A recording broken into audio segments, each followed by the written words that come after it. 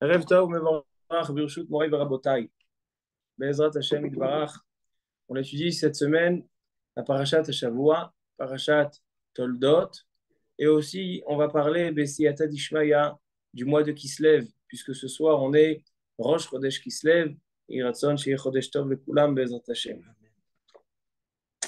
Notre Parasha, avant de peut-être parler de la Parasha, on va juste donner une phrase du Sefer Yetzira, le livre de la création du monde, qui a été écrit, le premier livre de Kabbalah qui a été transmis à Abraham Avinu.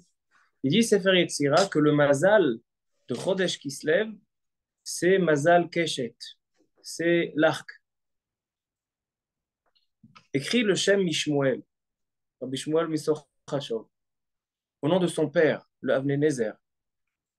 Pourquoi le mois de Kislev, son mazal est Keshet, l'arc? Il ramène un pasouk dans la Torah où il est écrit Becharbi ou Bekashti, avec mon épée et mon arc.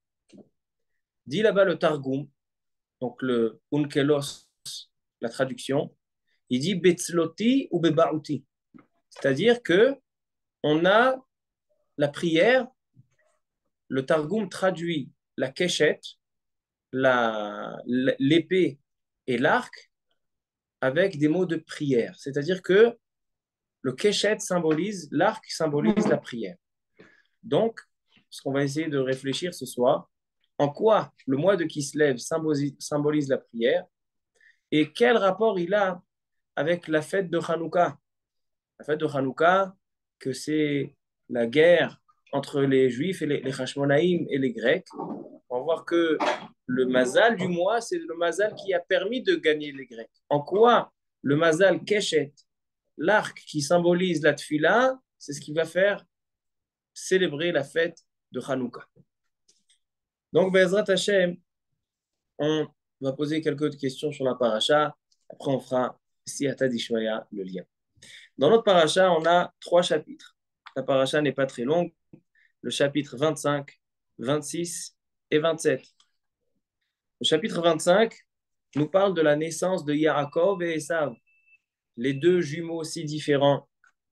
Yaakov, qui est tout calme, qui est studieux, qui aime étudier la Torah, et d'une autre part, Esav, l'excité, hyperactif, qui aime faire des bêtises, et qui est devenu rachat. Et la Torah nous dit qu'il y a une vente de la Bechora. Mechirat Bechora, une vente des droits d'aînesse qui s'est faite entre Esav et Yaakov. Lorsque Esav rentrait de la chasse en étant fatigué, il a demandé à Yaakov de lui verser de cette belle soupe de lentilles. Et Yaakov a profité du coup de la demande de la soupe en disant, tu veux la soupe, vends-moi tes droits d'aînesse. Ça, c'est le Pérec, le chapitre 25. Le chapitre 26 nous raconte qu'il y avait la famine en Égypte. Il y avait la famine en Eretz Israël. Et donc, Yitzhak Avinu va rejoindre Grar, là où il y a Avimelech, Melech Pelishtim. Et on retrouve une histoire qui se répète, puisqu'on a déjà vu ça chez Abraham Avinu, dans Parashat Lech Lecha. Et maintenant, c'est une histoire qui se répète. On a Yitzhak et Rivka qui vont chez Avimelech. Avimelech, il veut la femme de Yitzhak, etc., etc. Mais finalement, l'histoire, elle se termine très intéressante. C'est très intéressant comment l'histoire, elle se termine. Bien sûr, il ne touche pas à Rivka. Il va s'apercevoir que Yitzhak, c'est son mari et non pas son frère à Rivka.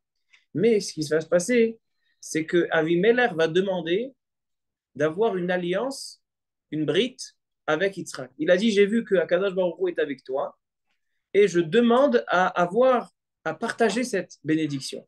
Et je veux faire partie de cette bénédiction. Donc, il fait une brite avec Yitzhak Avinu. C'est quelque chose de très étrange. Et par la suite, tous les participants, ils vont creuser 4 puits, 4 béhérotes. Que ces béhérotes, nous dit le Ramban, symbolisent le Beth Amikdash, nous symbolisent les Galouyot. Alors donc, c'est ce qu'on va essayer de aussi comprendre. Et le dernier chapitre de la paracha, le Père Kavzaïm, nous parle des bénédictions que Esav va perdre. Puisque Yaakov va venir, il va s'habiller avec les habits de Esav, comme on connaît l'histoire. lorsque Yitzhak lui a demandé d'aller lui chercher un repas. Et donc, c'est Yaakov qui va le doubler. Il va prendre les berachot. Et là, Yitzhak, Tseraka, Gedola, Umara. Et ça exige de mériter, il exige de recevoir aussi les bénédictions. Et il reçoit aussi une petite bénédiction. On va avoir une bénédiction très étrange. Alors, voici les trois chapitres de la paracha. La première question qu'on va demander, c'est que, a priori, on aurait dû ramener le premier chapitre et deuxième, et le dernier chapitre de la paracha ensemble. On parle de l'histoire de Yaakov et Esav. Il a vendu la Bechora, il a vendu les droits d'aînesse, et ensuite il lui a pris aussi la bénédiction. Comme Esav fait la remarque à la fin de la paracha, Esav il va dire je me suis fait rouler deux fois. Et Bechorati lakar, ve'ata lakar comme et Bechati. Il a déjà pris mes droits d'aînesse et maintenant il me prend aussi ma bénédiction. Maintenant, l'histoire de Avimelech, elle vient couper entre ces deux chapitres, entre la Bechora et la bénédiction. Ça vient couper avec l'histoire d'Avimelech. C'est quelque chose qu'il faut se poser la question. Pourquoi la Torah, elle a fait de tel? Maintenant, focalisons-nous sur Mechira de la Bechora, la vente des droits d'aînesse. La Torah nous dit comme ça. Ve'ele toledot.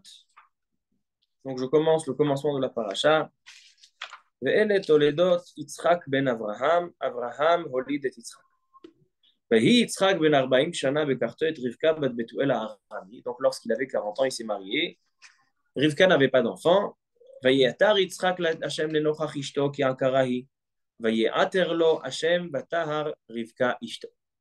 donc, Rivka va tomber enceinte. Suite à qu'elle était stérile, elle n'avait pas d'enfant. Et donc, elle va prier fort à Hachem. La tfila n'est pas acceptée, mais seulement la tfila de Yitzhak est acceptée, comme on connaît le fameux Rashi. Ce n'est pas un Rashi qu'on va étudier ce soir, qu'on va approfondir. On le laissera à Bezrat Hashem pour l'année prochaine, en bonne santé. Rashi il dit Ena doma tfila shel tzadik ben tzadik et tfila shel tzadik ben rasha. Alors, puisque Yitzhak, il était tzadik, fils d'un tzadik, juste, fils de juste. Donc, sa prière était exaucée plus que Rivka, qui était juste, mais fille de Racha. Ça, c'est une phrase qui est très étonnante. Les Mefarshim en parlent beaucoup, mais ce n'est pas notre shiur ce soir. Moi, ce qui nous intéresse, c'est le pasuk Kavbet, le verset 22. Vaitrotzetsu habanim bekirba. Il y a un phénomène intéressant, c'est que Rivka, elle est enceinte, elle ne sait pas qu'elle a des jumeaux, il n'y avait pas d'échographie à l'époque, et voilà qu'il y a la bataille, il y a la guerre dans son ventre. Le ventre est agité, dans les Sfarim il est marqué qu'elle sentait qu'elle allait faire tomber le bébé, chas de shalom. Mamash, Barim, Vaitrotzetsu habanim bekirba, et voilà que les deux jumeaux se chamaillent entre eux dans le ventre. Vatomer imken la mazé anochi. Elle dit, moi, si c'est ça, moi, j'ai pas envie d'être enceinte. Vatelech vidrosh et Hashem. Elle est allée dans la yeshiva de Shem, qui avait Ruach HaKodesh, pour lui demander qu'est-ce qui se passe. Vayomer Hashem là. Et Akadosh Baruch Hu lui fait passer par l'intermédiaire de Shem, qui avait Ruach HaKodesh, en lui disant Shene goim bevitner. Tu as deux nations dans ton ventre. Ou shne leumim, deux peuples, mime'aich iparedu. De tes entrailles, deux peuples se sépareront. Et le grand sera asservi au petit. Alors donc on voit qu'il y a une histoire qui se passe dans le ventre. On va voir Rachid. Qu'est-ce que c'est Vaitrotsetsu dans le pasuk Kavbet? Vaitrotsetsu habanim bekirba. C'est quoi Vaitrotsetsu? Al korchacha hamikra azeh omer dorsheni. Ce pasuk demande à être expliqué. Qu'est-ce que c'est Vaitrotsetsu? Ils se sont disputés. Et non seulement, admettons qu'elle souffre, c'est une grossesse qui n'est pas facile. Pourquoi elle va dire Lamazé anochi? Ah ouais, si c'est ça, ben, j'ai plus besoin d'être enceinte. Ah, tu étais stérile pendant des années et des années. Quand Baruch il t'a envoyé, alors parce que la grossesse, elle est difficile, alors c'est tout, tu veux tout lâcher? C'est ce qu'il demande Rashi. Nous répond Rashi. Darshu rabotenu. Nos sages, dans le Midrash, ont été Doresh. Première explication, que lorsque Rivka marchait dans la rue, si elle passait à côté de la yeshiva de Shem et Ever, alors il y avait Yaakov qui bougeait, qui faisait des mouvements parce qu'il voulait sortir. Il était attiré comme si c'était un aimant. Il voulait aller à la yeshiva. Par contre, lorsqu'elle passait dans une rue où il y a une maison d'idolâtrie, une église, alors là, c'est Esav qui était attiré. Il a dit, moi, j'ai envie de sortir. Alors donc, elle disait, j'ai un bébé dans le ventre. Elle ne savait pas que c'était des jumeaux. J'ai un bébé dans le ventre qui a quelque chose d'intéressant. Il veut sortir quand il y a une yeshiva. Il veut sortir quand il y a d'idolâtrie. Lamazé Anochi, qu'est-ce qu'Hachem veut de moi? Moi, je veux des enfants pour aller dans le chemin de Dieu. Alors donc, elle se pose la question, c'est vrai que j'étais stérile, mais qu'est-ce que Dieu attend de mon bébé? Et là, on lui répond, sache que tu as des jumeaux qui sont si différents, et donc, ils auront deux tendances. Maintenant, Rabotai, on voit une différence même dans le ventre de leur mère. C'est-à-dire que c'est des jumeaux, d'accord? C'est des jumeaux, ils ont été conçus ensemble, ils sont nés ensemble le même jour, et ils sont même morts le même jour. À la fin de la paracha, Rivka, elle dit Lama eshkal et shenechem beyom echad. Dit pourquoi Rivka, elle a eu Ruach HaKodesh. Elle a dit je vais vous perdre à Yaakov et Esav, ces deux enfants jumeaux, le même jour. Et donc, on voit que la réalité, elle est que le même jour, ils sont niftarim, Yaakov et Esav. Parce que lorsqu'ils ont fait la Levaya, d'accord, ils ont fait l'enterrement de Yaakov, alors il y avait Hushim ben Dan qui a tué Esav. Et donc la tête de Esav se trouve dans Meharat HaMachpelah. Et donc c'était le même jour. Donc ils sont nés ensemble, conçus ensemble, des jumeaux morts ensemble. Donc a priori, physiquement, ils sont si proches, mais ils sont si différents. Qu'est-ce qu'ils ont de si différent? Déjà, on voit ça, mais on continue le passou. Passou kafé. Vayetse harishon admoni. Le premier sort tout rouge, admoni. Kulo keaderet se'ar, plein de cheveux. Vaïkirou shemo Esav, ils l'ont appelé Esav puisqu'il était un sou, il était fait. Vacharechen yatsa achiv. Ensuite est sorti son frère. Veyado ochezet ba'aker Esav, il lui a attrapé le talon. Vaïkra shemo Yaakov, ils l'ont appelé Yaakov du langage de talon. Veitzrak ben shishim shana beledetotam. Vaïgdelu aneharim, dit la Torah. Vahi Esav ish yodea tzaïd ish sadeh. Veyaakov ishtam yoshev ohalim. Donc, lorsqu'ils vont grandir, Esav suit une voie d'un chasseur et d'un bandit dans le champ, mais Yaakov suit le bon chemin, le chemin de la tente de la Torah. Est-ce que c'est ça seulement la différence entre Yaakov et Esav? Un qui est tzaddik et un qui est rachat. Un, il est sorti bien. Des fois, on voit dans des familles, il y en a, il sort bien. Il y en a, il sort moins bien. C'est ça la différence entre Yaakov et Esav. Là, on parle d'une histoire de deux peuples. Cette différence va engendrer un conflit jusqu'à la fin des temps. La fin des temps sera la soumission de Esav. Donc forcément c'est pas seulement l'un il est sorti tzaddik, l'un il est sorti rachat. Il y a quelque chose de profond. Étudions Rashi. Il dit Rashi dans le passou Kavzaï, le deuxième Rashi. Vous l'avez? Yodé Tzaïd, la tsoud ou les ramot est à vivre bepiv. Et ça, il avait un don non seulement de chasser des animaux, mais il avait aussi une capacité de chasser son père, c'est-à-dire arriver à le tromper par sa bouche. Il lui demandait, Abba, il lui disait, et ça, il lui posait des questions ilchatiques, compliquées. Papa, c'est vrai qu'on doit prélever le toromotuma lorsqu'on mange des fruits, des légumes, mais lorsqu'on mange du sel, ou lorsqu'on va utiliser du teven, c'est-à-dire de la paille pour donner à manger aux animaux, est-ce que là aussi on doit prélever le maaser? Papa, quand il entend une question si complexe de son enfant, il y a au Hachem, je vois que mon fils, il est toute la journée au Beth Midrash en train d'étudier Shulchan Aruch, étudier le Shas, le Talmud, Et je vois qu'il a des questions, des choses qui ne sont même pas marquées dans le Talmud. Dans le Talmud, il n'est pas marqué qu'il faut faire le maaser sur le sel. Kassavour, shou medakdek ba mitzvot. Par contre, Yaakov, Ishtam. C'est quoi Ishtam? Eno baki bechol ele. Lui, il n'était pas, il n'avait pas cette capacité de pouvoir mentir et de séduire son père. Kelibo, ken piv. Son cœur était égal à sa bouche. Il n'y avait pas de décalage entre ce qui l'annonçait et ce qui manifestait et entre son cœur. Quand j'étudie ce Rashi, je vois qu'il y a une différence profonde entre Yaakov et Esav. Pas seulement que l'un il est sorti tzaddik et l'autre il est sorti rachat. C'est que Esav, il avait echad bapé, echad balev. Il arrivait à séparer ses actions de l'honnêteté de son cœur. Il pouvait faire des choses que son cœur c'était pas cohérent, c'était pas en harmonie, ses actions avec son cœur. Mais Yaakov, pourquoi lui n'était pas comme Esav, il dit Rachid? Parce que lui, il était piv et libo shavim. Ses actions, y correspondaient exactement ce que son cœur pensait. Et c'est ce qu'on va essayer de travailler ce point-là ce soir, à savoir quelle est cette notion de d'assembler, de mettre en harmonie notre extérieur avec notre intérieur.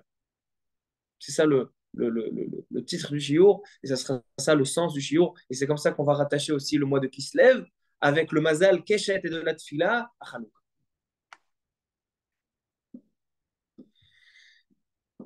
Une preuve que le point sensible, le point psychologique, on va dire, le point mahouti, essentiel, de la différence entre Yaakov et Esav, c'est cette harmonie qu'il y a. Que Esav n'avait pas d'harmonie entre son cœur, n'était pas égal entre son cœur et ses actions, différemment de Yaakov, que lui, c'était en harmonie. C'est qu'on voit à la fin de la paracha, pas à la fin du deuxième chapitre de la paracha, Esav, il arrive à l'âge de 40 ans, donc déjà toute sa jeunesse, il violait, il fait des choses terribles, il chassait des femmes. Mais à l'âge de 40 ans, il est allé chez Yehudit, Bat Be'eri Achiti, il a dit j'ai 40 ans, maintenant je me marie. On lui a demandé qu'est-ce qui se passe? Et ça y est, tu fais tchouva? Il dit moi je suis le chemin de mon père. Moi je suis comme mon père. Mon père, à l'âge de 40 ans, il s'est marié avec Rivka, comme le dit la paracha au début de la paracha. Bekarto et Rivka ben Arbaim Shana, Bekarto et Rivka. Il dit moi aussi, je me marie comme mon père à 40 ans. Qu'est-ce qu'il dit Rashi là-bas? Venons voir Rashi. Si tu veux. Regardez dans le Perek Kavav à la fin. Le pasuk Perek Kavav, pasuk Lamed Dalet. ויהי עשיו בן 40 שנה, ויקח אישה את יהודית בת בארי החיתי ואת בסמת בת אלון החיתי. Il dit Rashi. Esav aya nimshal lechazir. Esav, il est comparé dans les écrits de nos sages au cochon. Pourquoi? Achazir azé, keshehu shochev pochet telafav. Le cochon, lorsqu'il s'assouplit, il se couche par terre, il nous montre et il nous présente, il met en évidence ses sabots, les sabots fendus. L'Omar, Re'ushani Tahor, il veut manifester son signe de kashrut, son signe comme quoi il est accepté dans la Torah à consommer. Parce qu'on sait que pour manger un animal, on a besoin de deux conditions. On a besoin le sabot fendu, on a besoin que la bête rumine. Et bien il dit, le chazir, regardez, moi je suis kasher, Re'ushani Tahor. Mais en réalité, il n'est pas du tout kasher. Puisque c'est vrai que le signe extérieur, d'accord, on retrouve l'extériorité et l'intériorité. D'accord? Le pnimiyut et la chitzoniyut. C'est que chitzoniyut, de l'extérieur, il te montre, moi je suis kasher. Mais en fait, son problème, il est à l'intérieur. C'est qu'il ne rumine pas. Ça symbolise, Esav. Et il dit, c'est pour ça que malgré Elu Gozlim, Bechomsim, ou Marim Atzmam Kesherim, Esav et ses descendants, ils font pire que pain. Ils volent, et ils tuent, et ils violent. Qu'est-ce qu'ils ne font pas? tout ça, c'est en cachette. Ça, c'est leur intériorité. Ça, c'est leur pnimiout. Mais sinon, ils te montrent à quel point ils sont cachers. Regarde, j'ai des signes comme quoi je suis cacher. C'est pour ça qu'il a dit, moi, je me comporte comme mon père. Qu'est-ce que tu comportes comme ton père? Est-ce que tu peux te comparer à ton père, Yitzhak Hatzadik, Yitzhak Avinu? Ça, c'est Esav. Donc, on voit ici que le point central dans cette paracha qu'on va devoir travailler, c'est ce décalage entre Yaakov et Esav. Il n'est pas seulement entre un tzaddik et un rachat, mais il est entre quelqu'un qui est honnête que ses actions sont en harmonie avec son cœur et quelqu'un qui arrive à séparer ses actions de son cœur. C'est ça ce qu'on va essayer de comprendre ce soir. Il faut savoir, il faut savoir que quel est le chisaron, c'est-à-dire quelle est la problématique en étant quelqu'un que son cœur et que ses actions ne sont pas en harmonie. On sait que Akadosh Baruch Hu, quand il a créé l'homme, il a créé pas forcément un homme avec bon caractère, un homme avec des bonnes midotes, un homme qui est bien avec son entourage. Un enfant, quand il est égoïste. Il est d'accord, l'enfant, il ne veut pas donner, il ne veut pas prêter. D'accord, mais doucement, doucement. On va éduquer notre enfant et lui-même va s'éduquer à soi-même aussi quand il sera grand, parce que l'éducation ne s'arrête pas à l'âge de 6, 7 ans ou 10 ans. On s'éduque jusqu'à l'âge de 120 ans. On a de quoi réparer nos midotes. Alors donc, comment l'enfant, qui naît avec le Yetzer Hara, comment il va pouvoir améliorer ses actions? Comment il va pouvoir se bonifier? Kadosh Baruch Hu, il a donné 613 mitzvot, 613 lois dans sa Torah, dans la Torah Kedosha. Et les mitzvot, ils sont faits pour pouvoir ajuster la personne, pour pouvoir parfaire la personne. Qu'un homme, lorsqu'il a terminé son parcours dans ce monde-ci, il va terminer ses années de vie, alors le but, il est que par toutes les mitzvot, Ratza, Kadosh Baruch Hu, les Akot et Israël, Kadosh Baruch Hu, il veut purifier son peuple, il veut élever son peuple, c'est pour ça qu'il leur a donné tant de mitzvot. Plus tu donnes de mitzvot, et plus ça va influencer l'homme. Maintenant, comment un acte de mitzvah, un acte extérieur, peut influencer l'intérieur de l'homme? Comment la chitzoniout, nous disent les poskim, nous disent les mefarshim, comme il est écrit dans le Ramchal, que achare hamaasim nimshachim alevavot. Lorsqu'un homme fait une action de bien, par exemple, quelqu'un il va faire du chesed, il va donner une pièce d'argent à un pauvre.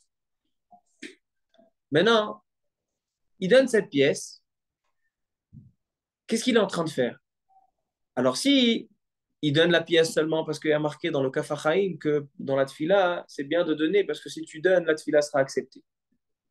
Quelqu'un qui donne comme ça, alors sa plémiout, elle ne va pas en profiter de cette action. Mais lorsqu'un homme, il voit un pauvre, et dit, celui-là, le pauvre, moi, j'arrive, je viens à la choule, je viens au supermarché, des fois on les voit au supermarché, ils attendent. J'ai rempli mon caddie, Kadosh Baruch Hu, il m'a donné la possibilité que je fais passer ma carte bleue et il n'y a pas besoin il n'y a pas de minus. Et celui-là, il ne peut même pas s'acheter un paquet de pâtes. Alors il prend avec cette action, il lui donne. S'il lui donne avec son cœur, c'est-à-dire que vraiment il pense à lui, il pense à sa misère et il veut lui compléter un manque, alors Acharei Ma'asim, suite aux actions, Nimshachim Alevavot. Le cœur suit aussi. C'est-à-dire que lorsqu'on a quelqu'un que Piv Velibo Shavin, que son cœur et ses actions sont égales, font qu'un, alors toutes les mitzvot qu'il va faire, toutes les bonnes choses qu'il va faire, ça va influencer son cœur. Donc il va devenir bien. C'est ça Yaakov Avinu. Yaakov Avinu, il a été éduqué dans la Torah, il a été éduqué dans les mitzvot. Et puisque son cœur et ses actions étaient en harmonie, donc sa pnémiout grandissait et plus il allait, et donc sa pnémiout demandait, plus l'intérieur de l'homme il grandit, il devient bien, et plus il en demande, donc ça va. Par contre, Esav, il était professionnel dans Kibud Avaim. Il respectait son père plus que Yaakov. Yaakov, il s'est permis de pas honorer son père comme Esav puisqu'il étudiait la Torah. Et il n'a pas eu de tvia sur ça. On ne lui a pas reproché parce qu'il étudiait la Torah. Donc il peut un petit peu diminuer dans le Kibbutz Avaim. Mais Esav, le Kibbutz Avaim, il était extra. Comment ça se fait que ça n'a pas influencé? Parce qu'il y avait une déconnexion, il y avait une coupure entre les actions de Esav et son cœur. Il le faisait seulement parce qu'il pensait à l'héritage. Il le faisait seulement parce qu'il voulait être complimenté par son père. Ce n'était pas quelque chose d'intérieur. C'est ça, donc en fait, l'homme, ses actions, si il n'est pas piv velibo shavim, son cœur son cœur et ses actions ne sont pas égales, ça ne l'amènera nulle part. Il peut faire plein de mitzvot, il peut faire toute la Torah Kula, ça ne servira à rien. Alors donc c'est ça le chisaron, l'impact qu'on a dans quelqu'un que ses actions et son cœur ne sont pas en harmonie. Mais maintenant, vous savez que Akadosh Baruch Hu, lorsqu'il crée l'homme, il lui donne toujours une possibilité, toujours une prira, un libre arbitre. Esav, on va voir tout à l'heure dans le Khatam Sofer, il aurait pu être dans le Gan Eden à Elion, il aurait pu être un des tzadikim. Il avait la possibilité, c'est lui qui a choisi. Maintenant, quelqu'un que piv et libo, que son cœur, il y en a, ils ne sont pas très honnêtes avec eux-mêmes. D'accord? Il y en a, ils sont un petit peu hypocrites. Ils vont faire des choses même s'ils n'y pensent pas à l'intérieur. Comment on peut réparer ce problème? D'accord? Ça, ce problème de Esav, il n'y a pas que Esav qui l'a. Il y a beaucoup d'entre nous qu'on peut voir des fois, on n'est pas honnête. On fait des choses. C'est pas, ça ne correspond pas. En piv et libo shavim. Comment réparer cette chose-là? Alors, à Botaï, pour pouvoir comprendre ça, on va devoir se focaliser sur cette vente de Bechora, cette vente de droit d'aînesse. La Torah, elle en parle beaucoup de ces droits d'aînesse. Pourquoi? Qu'est-ce que ça m'importe que Esav a vendu ses droits d'aînesse à Yaakov? C'est comme si la Torah, elle nous raconte une histoire entre deux frères qui ont fait des affaires. Un, il a vendu son appartement et l'autre, il a vendu sa voiture. En quoi ça m'intéresse? La Torah, quand elle écrit quelque chose, il y a un enseignement. En quoi ça nous intéresse cette vente? On n'a pas le temps parce que on a vu déjà beaucoup de Rashi, mais il y a Rashi dans la suite de la paracha qui dit, vous savez, il faut qu'on le voie sur Rashi. Regardez dans le chapitre 27. Lorsque Yaakov, il va venir récupérer la bracha avec malice, d'accord? Il va être malin, il va doubler, il va s'habiller avec les habits de Esav. Regardez dans le Perek Kavzaïn, Pasuk Lamed Gimel. Vayecherad Yitzchak Charada Gedola Admeod. Et voilà que Yitzchak a eu une peur terrible. Quand c'était ça? Lorsqu'il a compris que Yaakov a doublé ça. Demande Rashi, pourquoi Yitzchak a eu si peur que ça? Qu'est-ce qu'il a fait? Il a juste fait une bénédiction. Et après, il a béni Esav. Qu'est-ce qu'il y a qui fait si peur? Il dit Rashi.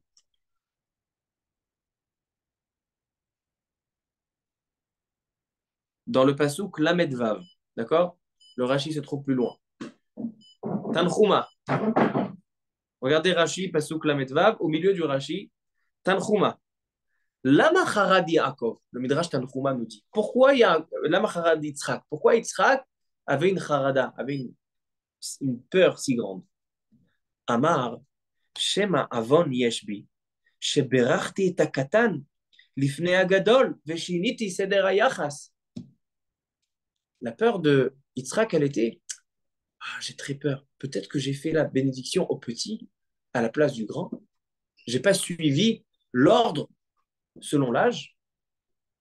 Et alors? Et alors? Il a fait une erreur, c'est même pas de sa faute, il est aveugle, le pauvre Yitzhak. Il s'excuse et on n'en parle plus. התחיל עשיו מצעק, ויעקבני זה פעמיים. אמר לו אביו, מה עשה לך? אמר לו את בכורתי לקח. אמר בכך הייתי מצר וחרד, שמא עברתי על שורת הדין. Écoutez la réponse de Rashi. Comment Yitzhak s'est calmé finalement? Il avait peur parce qu'il a dépassé. Il va falloir comprendre ça. Il a peut-être fait passer le petit avant le grand. Et comment il s'est calmé? Il dit Rashi que Yitzhak il a demandé à Esav, c'est quoi ton problème? Pourquoi tu cries toi? Moi j'ai très peur. Pourquoi toi tu as peur? Pourquoi toi tu t'es énervé? Il dit parce que ça fait déjà la deuxième fois qu'il me le fait le coup. Bah, il y a Kevin Izepama, il m'a déjà pris les droits d'aînesse et maintenant il faut un barra. Il me dit ah si c'est ça alors c'est bon. Pourquoi? Parce que maintenant que tu l'as vendu les droits d'aînesse, alors maintenant c'est lui le Bechor. Donc j'ai pas changé, j'ai pas pris le petit avant le. Mais je comprends pas. Quelle est la réponse? C'est vrai qu'il a vendu les droits d'aînesse, mais ça le rend petit frère. Parce que Esav, il a vendu ses droits d'aînesse, alors donc ça y est. Abotai, la Bechora, c'est pas seulement de l'argent. La Bechora, les droits d'aînesse, c'est pas seulement de l'argent. La Bechora, Yaakov, c'est pas l'argent qui l'intéressait. Yaakov, il savait qu'un jour se construira le Beth Amikdash. Comme ça, il dit Rachid. Il se construira le Beth Amikdash. Et dans le Beth Amikdash, il y a des personnes responsables dans le service du temple. Faire les sacrifices, allumer la lampe, chanter des louanges à Hachem, la Shirat des Lévi'im. Qui sera responsable du service au Beth Amikdash? En premier temps, c'est dédié aux Bechorim, aux aînés. C'est ça que Yaakov il a envie. C'est pour ça qu'il a voulu faire tout ça, pour pouvoir avoir la Avoda au Beth Amikdash.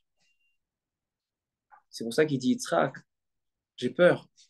Peut-être que j'ai béni celui qui est petit, celui qui est pas aîné, donc celui qui ne servira pas au Beth Amikdash. Moi, je bénis, il dit Yitzhak, seulement celui qui va faire le service au Beth Amikdash. C'est ça la Harada Gedola, il dit Midrash Tanchuma. Et qu'est-ce qu'il lui a répondu Esav? Oui, il m'a vendu, j'ai déjà vendu la Bechora, etc. Il dit, ah, si c'est ça, c'est lui qui va servir au Beth Amikdash. Donc c'est pour ça que je lui ai fait la bracha. Mais moi, je voudrais comprendre avec vous. Pourquoi la bénédiction de Yitzhak envers son fils dépend de celui qui va faire le service au Beth Amikdash. Alors maintenant, Rabotai, voilà le Yesod du Shiur, il est là.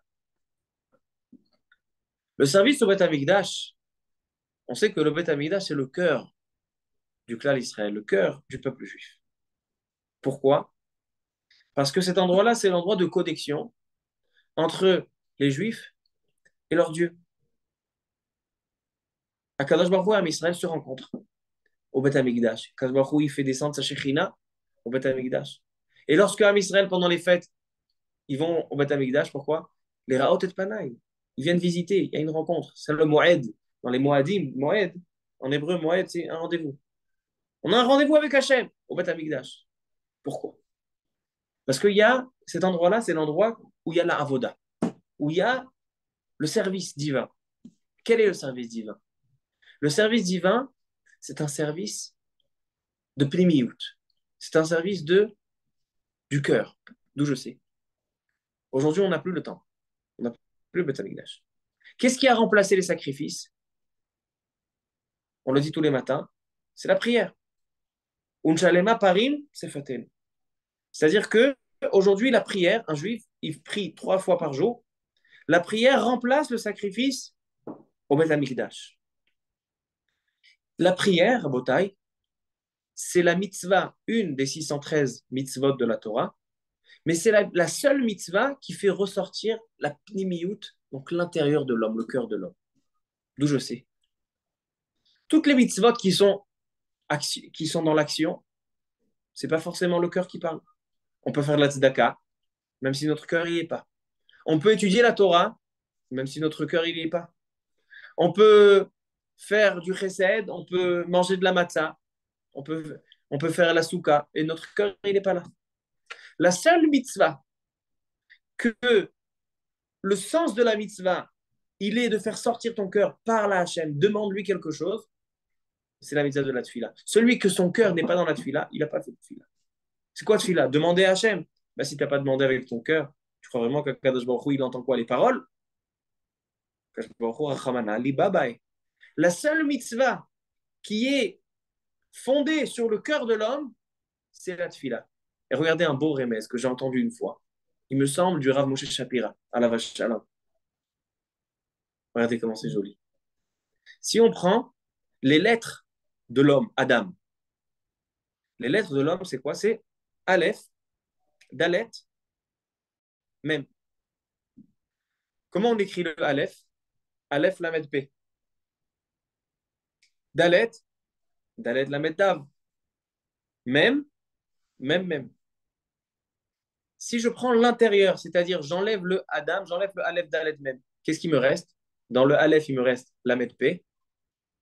Dans le Dalet, il me reste Lamed Taf. Et dans le même, il reste même. C'est les lettres Mitpalel. C'est-à-dire que l'intérieur de l'homme, t'enlèves la carapace, t'enlèves le Adam. Tu prends l'intérieur, le milouï, les lettres, le remplissage des lettres, qu'est-ce que tu as? Tu as Mitpalel.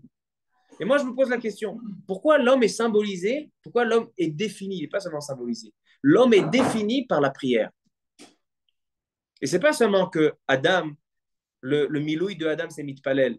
C'est qu'il y a une Gemara aussi. La Gemara dans le Talmud, Masechet Baba Kama, elle dit, qu'est-ce que c'est Mav'e? Il y a 4 avot nezikim. Shor, bor, Mav'e, ev'er. 4 choses qui peuvent endommager. Le Mav'e, a dit la Gemara, selon une des opinions, Mav'e, c'est Adam. C'est l'homme.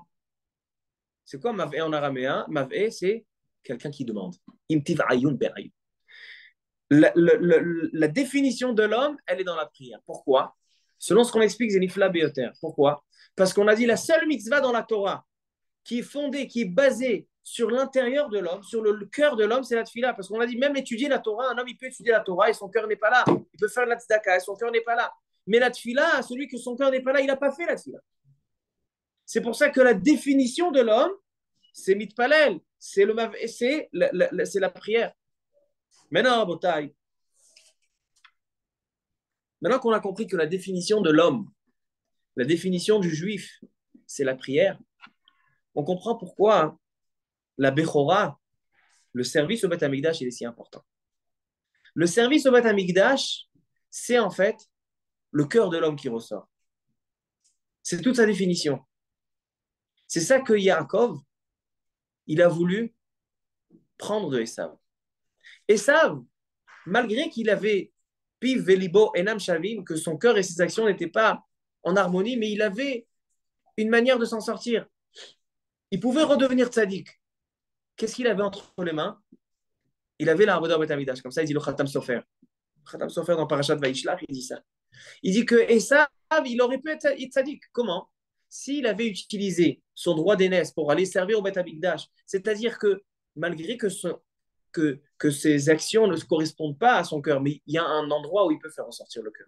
C'est la tfila. La tfila, il n'y a pas d'action. La tfila, on parle. Il y en a, ils disent que même si on ne parle pas, même Beirour, dans certains cas, on peut faire. C'est le cœur qui parle. Donc, tu avais une possibilité. Et même cette possibilité, il a laissé tomber. Même cette possibilité, il a abandonné. Il a vendu le seul moyen de pouvoir s'en sortir dans ce Olamazé, et ça, il a abandonné la Avoda, il a abandonné la Tfila, il a abandonné la prière. Et c'est Yaakov qui a pris cette prière. Maintenant qu'on a compris ça, on va essayer de comprendre le lien avec le mois de Kislev et Hanouka. On a dit que dans Sefer Yetzira, il est écrit que le mazal du mois de Kislev, c'est l'arc. Il dit le Shem Ishmuel, au nom de son père, le Avnei Nezer, que pourquoi le mazal de Kislev, c'est l'arc? Il dit l'arc, c'est la prière. Comme il est écrit dans le Pasuk, Bekashti, Becharbi ou Bekashti, c'est Tzloti ou Ba'oti. Keshet, c'est la prière. Pourquoi Keshet, c'est la prière? Il dit parce que la prière, c'est le cœur. Et la prière, lorsqu'un homme, il a... Je vous pose une question. Il y a quelqu'un qui est en bonne santé, Baruch Hashem. Il a une bonne condition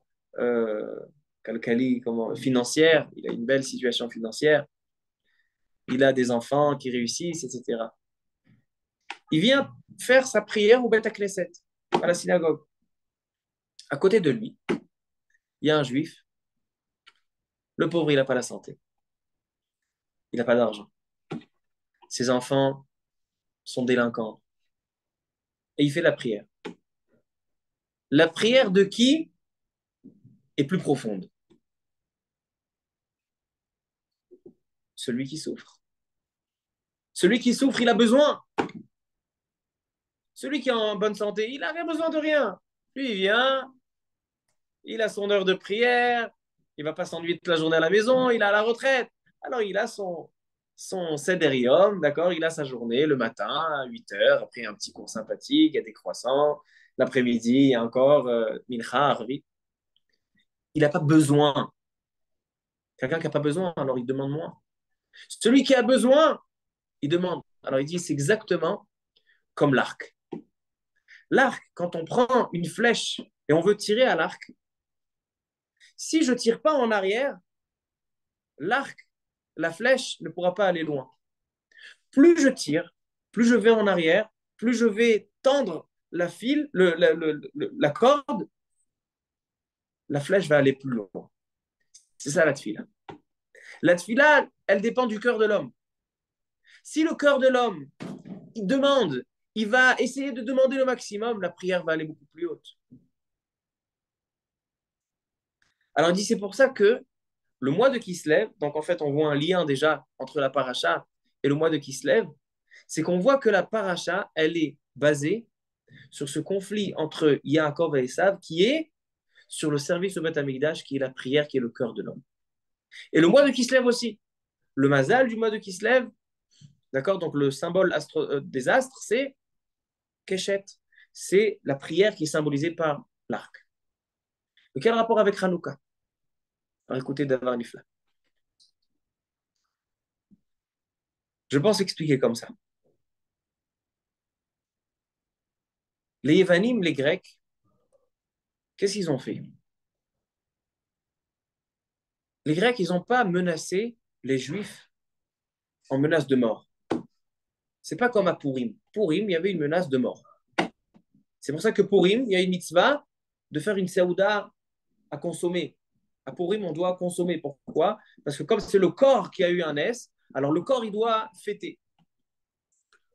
Hanouka, il n'y a pas de, il n'y a pas de saouda, il n'y a pas de repas. Il n'y a pas quelque chose de physique. Parce que la menace à Hanouka n'était pas une menace de mort. Quelle était la menace? La menace était qu'ils voulaient s'en prendre à la pnimiout, ils voulaient s'en prendre à l'intérieur, au cœur du clan d'Israël. Quel est le cœur du clan d'Israël? L'étude de la Torah, la Kedusha, la Tahara au Mikvé. Vous savez qu'il y a eu un S. Bah, la Tourim, il ramène dans notre paracha, il ramène la Galouti Yavan. Et il dit qu'il y a eu un S à l'époque des Hashmonaïm, c'est qu'il ne laissait pas les femmes aller se tremper au Mikvé. Il y a eu un miracle que dans chaque maison, il y a eu un Mikvé qui s'est fait. Et donc les femmes pouvaient continuer sans que l'extérieur sachait qu'ils se trempaient, ils se purifiaient. Et pas seulement ça.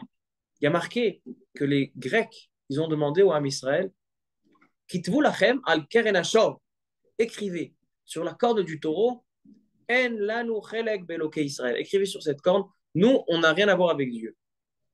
Quel est ce décret? D'écrire sur une corde d'un taureau qu'on n'a rien à voir avec Dieu. Ils leur ont demandé de faire des choses qui vont se déconnecter de leur cœur. Ils vont déconnecter. Quand on voit sur une corde des taureaux et on écrit de partout, on voit il n'y a pas Dieu, il n'y a pas Dieu, il n'y a pas Dieu, mais finalement, le cœur, il va se déconnecter de Dieu. Il va se déconnecter d'Hachem.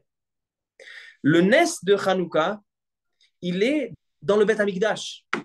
On a dit le Beth Amikdash, c'est l'endroit où le cœur de l'homme, il va se dévoiler à Hachem, l'endroit de la prière. Et quel est le cœur du Beth Amikdash? Il faut que ce soit quelque chose qui n'est pas chitzoni, quelque chose qui n'est pas physique, que ce soit quelque chose de rouhani. Ils ont pris des fioles d'huile et les ont rendues impures. On prend une fiole d'huile, si elle est pure ou impure, personne ne peut nous le dire. D'accord, j'ai laissé une fiole sans surveillance. Je reviens une demi-heure après. Est-ce qu'elle est toujours pure ou peut-être qu'elle elle a été impurifiée? C'est pas quelque chose qui est chitzoni. C'est pas quelque chose qui est extérieur. C'est quelque chose qui est plimi, qui est intérieur. Le Nes de Hanouka, il est dans cette bougie. Cette bougie symbolise quelque chose cette lumière symbolise quelque chose d'intérieur. Il y a le Beth Amikdash à l'intérieur de la bougie qui flambe. C'est quelque chose de plimi. C'est ça qu'on fait à Hanouka. C'est pour ça que la fête de Hanouka tombe dans le mois de Kislev, le mois où le Mazal il est Keshet. Que le symbole de ce mois-là, c'est la prière, c'est la définition de l'homme. Donc en fait, on est dans ce mois de Kislev qu'on a entamé ce soir. C'est un mois où l'homme va faire découvrir, il va faire ressortir la lumière qui est en lui, le juif qui est en lui, qui est en lui. Le Bnei Issachar, le Rav Tzvi Elimelech Midinov, il dit pourquoi ça s'appelle Kislev, le mois de Kislev. Il dit parce que Akadosh Baruch Hu, lorsqu'il a créé l'homme, alors pendant 36 heures, Adam Arishon profitait de la lumière du Gan Eden. Et lorsqu'il a fauté, Akadosh Baruch Hu a pris cette lumière et il a caché ce qui s'appelle le Or HaGanuz dans la Torah. Et un juif, lorsqu'il étudie la Torah, plus il découvre des choses, plus il découvre la lumière de la Torah, et puis il refait sortir cette lumière du Gan Eden. Combien de bougies on allume à Hanouka sans le shamash, seulement les bougies de la mitzvah? 36 bougies. Qui se lève, Akadosh Baruch Hu, il a été mechassé, qui c'est les chassot, couvrir 36. Qui se lève, la medvav, il a couvert les 36 heures de lumière. Et dans ce mois-là de Kislev, on va faire ressortir cette pnimiout. D'accord? On a parlé de chitzoniout et de pnimiout, d'extérieur et d'intérieur. On va faire ressortir, rejaillir l'intérieur à l'extérieur. Je pense que c'est un lien très très fort entre la paracha et, et le mois de Kislev. Mais il y a encore un rapport. C'est que lorsque Esav il vient chez Yaakov, chez Yitzhak Avinu, il lui dit à Kadosh Baruch Hu, il dit Yitzhak Avinu, mon père, est-ce que tu as seulement une bénédiction? Bénis-moi, c'est vrai que tu l'as béni de tout. Il a dit à Yitzhak, il a dit à Yaakov, tu auras toutes les bénédictions. Il dit, il ne reste plus rien. Il dit, non, non, il reste quelque chose. Je te donne Shmané Haaretz. Je te donne l'huile, donc l'abondance du pays. Demande le Rav Eliyahu Mizrahi, le Rehem sur le Rashi. Mais il dit, mais ça a été déjà donné à Yaakov. Donc, qu'est-ce qu'il lui redonne la même chose? Il est en train de vendre un appartement 2 fois. Il dit le Rav Eliyahu Mizrahi, c'est quoi Mishmané Haaretz? Il dit Rashi. Rashi dit, regardez Rashi à la fin du Perek Kavzaïm,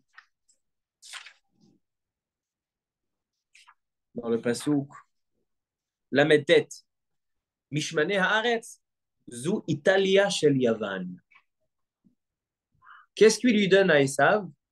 Il lui donne la Grèce, l'Italie, l'endroit où il y a l'Empire romain, l'Empire grec. Qu'est-ce que ça veut dire? Qu'est-ce qu'il est en train de lui donner? Il est en train de lui donner, il dit Rachid par la suite, il dit que lorsque Am Israël, ils sont rattachés à cet intérieur, ils sont rattachés à la Torah, au mitzvah, donc ils méritent d'avoir toutes les bénédictions parce qu'ils ont reçu les bénédictions. Yaakov, il a doublé. Mais lorsque Am Israël n'est pas méritant, lorsque Am Israël n'a pas cette connexion entre leur cœur et leurs actions, lorsque Am Israël ils vont à la tfila, mais la tfila, elle n'est pas sincère. Ils vont mettre les téphilines, mais il n'y a pas le cœur qui est là. Ils vont faire la tzedaka, mais le cœur, il n'est pas là. Lorsque Am Israël n'atteint pas l'objectif, alors c'est Esav qui reprend le dessus. C'est pour ça que Yaakov et Esav, d'un côté, ils se chamaillaient tout le temps, même dans le ventre, mais d'un côté, ils étaient jumeaux. Parce qu'ils sont un, c'est ou l'un ou l'autre. Il y a des fois des jumeaux, l'un a les noms, où l'un menace l'autre. Si Yaakov il suit le chemin, Kol Kol Yaakov, En Yeda Esav Sholtot. Mais si En Kol Kol Yaakov, si la voix de Yaakov n'est pas entendue, le son de la Torah ne sort pas du cœur, alors Esav prend le dessus. Et qu'est-ce qu'il dit Rachid? Italia Shel Yavan. C'est quoi Italia Shel Yavan? C'est ce qu'on dit. Les Grecs, leur menace n'était pas sur l'extérieur de Israël. Ils n'avaient pas de problème. Qu'ils restent vivants, qu'ils fassent ce qu'ils veulent. Mais ils ont voulu atteindre l'intérieur, la pnimiout. C'est ça ce qu'ils ont voulu. C'est pour ça que lorsque le Beth Amikdash il a été détruit, les Chachamim nous ont interdit d'étudier la sagesse grecque. Chorma Evanit. Chorma Evanit, on n'a pas le droit d'étudier. Pourquoi? Parce que là, c'est vrai que c'est une sagesse. On peut étudier la Chorma des États-Unis ou la Chorma française, la sagesse française. Pourquoi pas? Mais la sagesse grecque, non. Ça nous est interdit. Pourquoi? Parce que la sagesse grecque, elle descend de Esav. Et Esav, lui, il a une capacité de rentrer dedans dans ta pnimiout et d'essayer de te déconnecter. Chez l'oye, puis les bochalim. C'est ça le Nes de Hanouka. Hanouka, ce n'est pas une fête qu'on va commémorer. Hanouka, c'est quelque chose qu'on doit retravailler. Le mois de Kislev, on se le retravaille tous les ans, le mois de Kislev. Le mois de Kislev, c'est l'arc, c'est la prière. Et on a dit que le Adam, ce qui se cache dans les lettres de Adam, Aleph, Dalet, même, c'est le mitpalel. C'est faire ressortir la ptimiout de l'homme. Alors, Yair Hatson Rabotai, je n'ai pas eu le temps de répondre à toutes les questions parce qu'il est tard, mais vous allez réfléchir tout seul, dans Hachem, à essayer d'arranger tout ça. Yair Hatson, qu'on travaille ce mois-ci et à travers cette paracha sur notre intérieur qui soit en harmonie avec nos actes extérieurs. C'est ça le travail de Kislev et c'est ça le travail de Hanouka et c'est ça l'avantage qu'a Yaakov sur Esav. Comme on a ouvert le chiot, il dit Rachid, quelle était la différence entre Yaakov et Esav? C'est que Yaakov ne pouvait pas mentir. Vous allez me dire, oui, il est allé demander les brachot. Il était forcé par sa mère. Il a dit, mais quoi, je vais aller devant mon père, je vais lui mentir. Je ne peux pas dire quelque chose et mon corps, il n'est pas. Par contre, Esav, il se permettait, comment on fait le maaser sur le sel, je me marie à 40 ans, je montre mes simané cacheroute à l'extérieur. C'est ça le conflit entre Yaakov et Esav. Baruch Adonai Leolam. Amen, ve Amen.